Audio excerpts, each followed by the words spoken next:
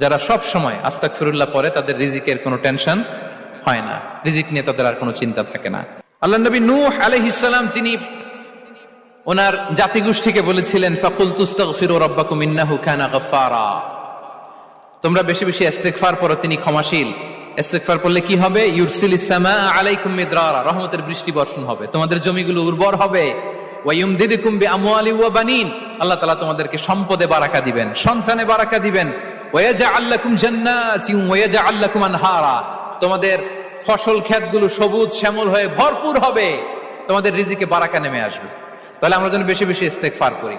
বিষ্ণু ঈসা ইসলাম বলেছেন, মান লাযামাল ইস্তিগফার জাআলাল্লাহু লাকুম মিন কুল্লি দিকিন মাখরাজা ওয়া মিন কুল্লি হাম্মিন ফারাজা ওয়া ইয়ারযুকহু মিন হাইসু লা ইয়াহতাসিব, যে সব সময় ইস্তেগফার পড়ে তার কোনো টেনশন থাকে না, তার জীবনে দুশ্চিন্তা আসে না, আর এমন জায়গা থেকে আল্লাহ রিজিকের বন্দোবস্ত করে যেটা সে কল্পনাও করে নাই।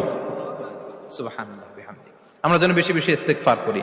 আস্তাগফিরুল্লাহ, এটা হচ্ছে ভেরি শর্ট ফর্ম অফ ইস্তেগফার। অথবা পড়তে পারেন আস্তাগফিরুল্লাহ আল্লাযী লা ইলাহা ইল্লা হুয়াল হাইয়ুল কাইয়্যুম ওয়া আতুবু ইলাইহি। সাইয়্যিদুল ইস্তেগফার মুখস্থ আছে না আমাদের? এটা যেন বেশি বেশি পড়ি। ইয়াকিনের